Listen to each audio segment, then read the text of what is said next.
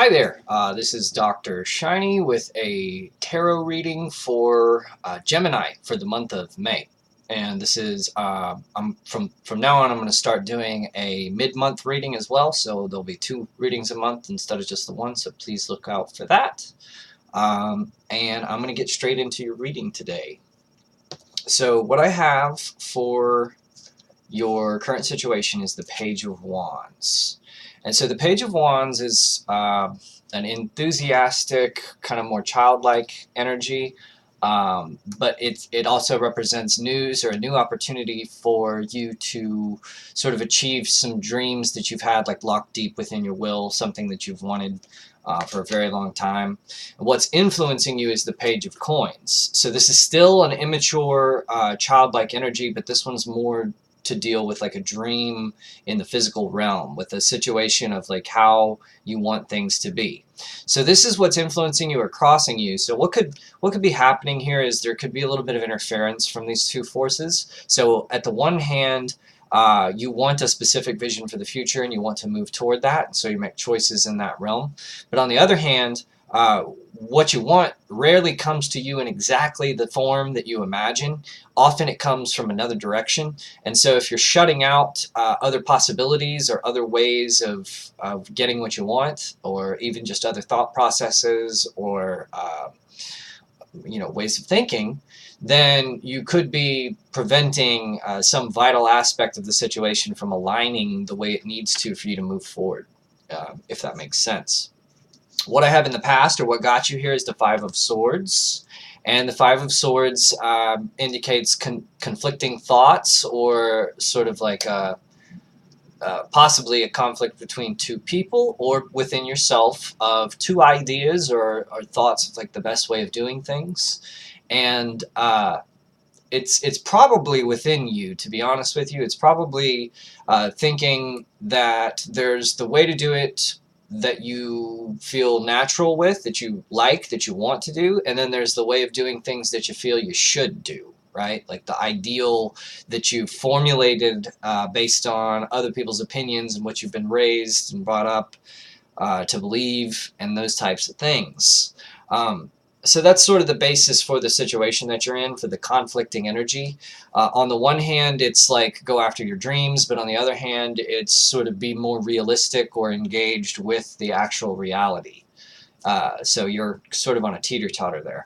What I see in the future, if you don't get over the sort of Page of Coins energy that's crossing you, which is more unrealistic, more dreamlike. This is an idea of heaven in your head that may not be actually possible, right? So this is like ending up with your high school sweetheart or something as a dream that you had in your head, but she's already married, or he's already married and got kids or whatever, so it's not really an option anymore, but your mind might still be clinging to the idea of it and not letting it go. And that could prevent you from meeting your person, your happiness or whatever, because you're still looking for it to come from a specific direction instead of letting go and allowing it to come to you from wherever it may come. And so the Four of Coins energy is saying you're going to be too attached to a specific material vision of the future. So you need to give that up a little bit. You need to let things flow a little bit more easily. The foundation of the situation, or kind of like what this lesson is born of, is the Five of Coins. The Five of Coins deals with sort of loss or impoverishment or something like that, but it also has a specific meaning with this card that you're sort of self-imposing this state on yourself. So in other words, there are people around you who would help or who are willing to help. There's charities or whatever if you don't have money for something that you need or something like that. There are avenues out there. There are people around you who are willing to help. And it's just about, kind of swallowing your pride and realizing that it's okay to ask people for help. It's okay to not be able to go it alone, essentially, because very few of us really can. It's just one of the big lessons in life is how far are you willing to resist asking for help, because we all find that we have to eventually do it, or like really come to grips with being okay with doing it, you know. But we reach that point at different points in our life, depending on how headstrong and how much resources we have and that kind of thing.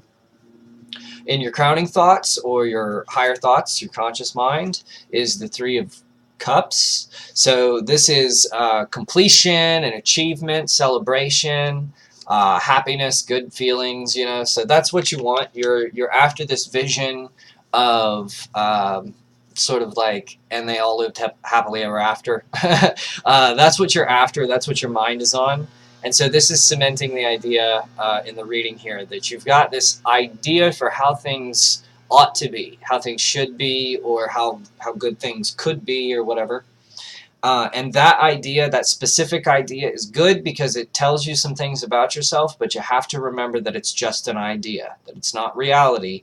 And so you have to be prepared to let it go a little bit, to get the actual thing, to get the real version in your life. And it's usually, and I want to say almost always, better than you imagined it would be anyway. So if you can get to the point where you can just sort of, you know, still, it's like an art. It's simultaneously caring but not caring at the same time. So it's like thinking, oh yeah, well, I would like to have that, but then the second you realize you can't have it, you're like, oh, well, too bad. You know what I mean? It's just this ideal sweet spot that you have to find. For your advice for the current situation, you have the Ace of Coins.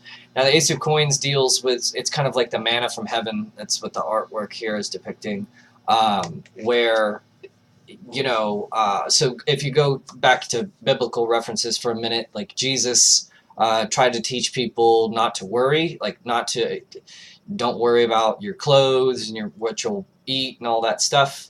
And he made it seem as though when you stop worrying about that stuff, it's provided for you automatically. It's like just there almost by magic when you need it. And this is not a new or uncommon idea. This is a pretty well-known phenomenon to a lot of more spiritual people around the world and all kinds of different religions and things like that. But it's really just the law of attraction, which pretty soon I'll be doing a video on the law of attraction to explain a little bit more how it works in a little bit more of a scientific perspective, so that people who are hung up with it being in sort of esoteric terms might be able to understand a little better how this works. But the advice is that you don't have to worry so much. You don't have to, you can sort of let things that you need come to you by not worrying. So, you know, you got to look out for yourself at the bare minimum, but you don't have to constantly rack your brain with how am I going to do this, how am I going to do that. A lot of times there's nothing you can really do by worrying other than just make yourself more stressed about the situation, and all you have to really do is just wait and see what happens, you know. In your current environment, you have the moon. So this is this represents sort of like unconscious or subconscious mind, or unknowns, variables in the situation that you're not aware of. Or this can also mean that just you're not paying attention to your environment. You're not in the moment. You're not in the reality of the situation. You're sort of, your head's off somewhere else. And so what's around you is kind of unknown to you. You're kind of flying blind because you're thinking about this idea so much. Now, this can also mean that your subconscious is in your environment trying to speak to you, that there are perhaps like little messages coming through here and there. Maybe every time you look at the clock, it's 11:11, or you wake up at the same hour at 3 o'clock in the morning or something like that. All of these are symptoms of a connection that is formed between your conscious and subconscious mind, and your subconscious is presenting you in your environment with cues that say, like, I'm here, like, pay attention to me. There's something important that you need to listen to here. Because once your subconscious is awakened, it is very capable of communicating with you as though it was another entity, another person, you know, like some people even think they've talked to aliens or things like that after some like psychedelic experiences, because it feels so tangibly like another person, but it's really just the real you, you know, and you've become so accustomed to thinking of yourself according to the definitions, the personality that you've created for yourself, that you forget that that thing is not actually what you are. It's just an idea, you know.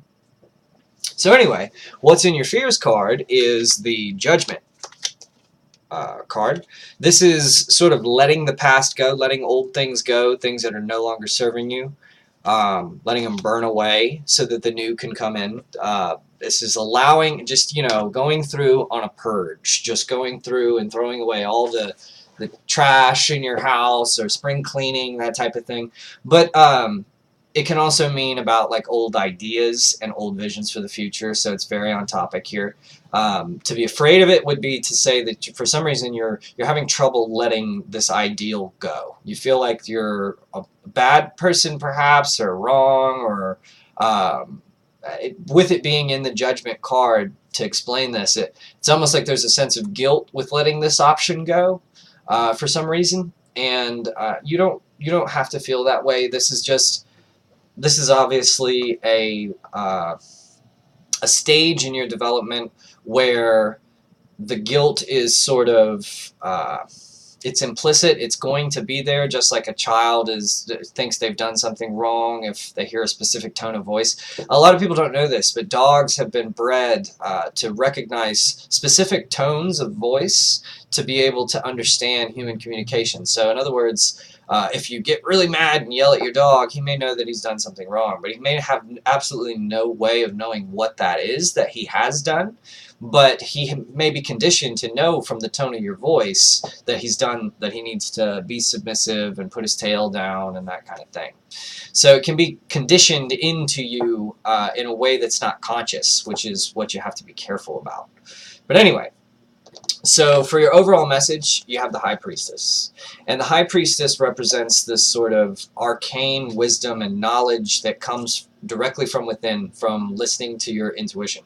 So your intuition can give you hints, you know, like even if you're just totally unaware of the power of intuition and what it is, and you know how to interact with it. Even if you're totally unaware, your intuition will give you feelings like gut instincts and things like that, because it is part of you. You're a symbiote with your intuition, right? So both of you benefit from any influence that the subconscious can contribute to your life.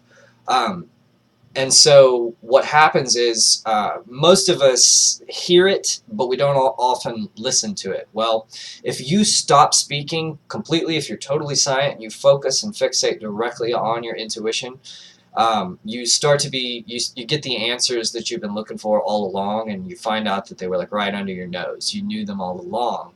And it's just a matter of being quiet enough for that information to come forth from within you, from within your heart, your mind, soul, whatever.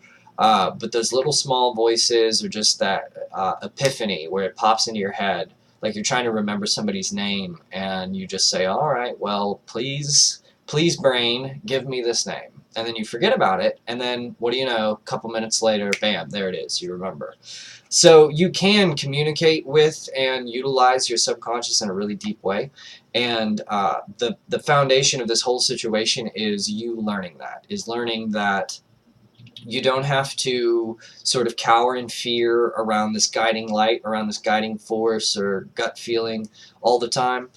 You can learn to utilize it and interact with it, and even request things from it, you know, pray. It's sort of, in the Christian religion, this is the basis for prayer. This is the basis for, you know, speaking.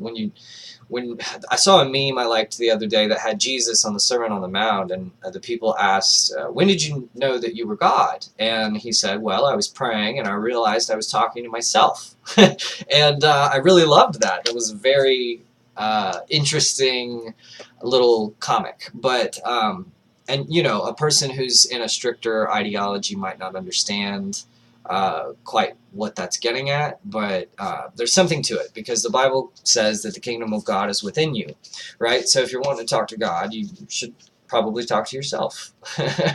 And what other way can you, you know? But anyway, that was an interesting reading. If you have any questions, comments, or anything to interject, please let me know. And I will see you guys at the mid-month reading in 2 weeks. Okay? Bye-bye.